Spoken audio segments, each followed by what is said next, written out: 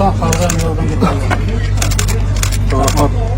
Boshqa bo'lasın elin atından, Geteşkin'in atından, Özbekistan Respublikası'nın hükümetinin gelgen bunlardan bergenizler için razıçılık bildiririz. Allah razı olsun.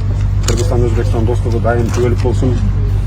Ушундай кырдаалда жардам колуңуздарды сунуп бизге жардам менен келгениңиздер үчүн сиздерге ыраазычылык билдиребиз. O'zbekiston har doim o'zini yonidagi qo'shni davlatlarga, qardosh davlatlarga, qolaversa eng keraksi Qirg'iziston davlati bizlar bilan har doim do'st bo'lgan. Bizlar doimiy ravishda urf-odatlarimiz ham bitta, tadbirlarimiz ham bitta, do'stligimiz mana abadiy bo'lsin. Yo'lga har doim sizlar birgalikda har doim qanday muammo bo'lmasin birgalikda yutamiz, o'tamiz. Daim yaxshiliklar bo'lsin.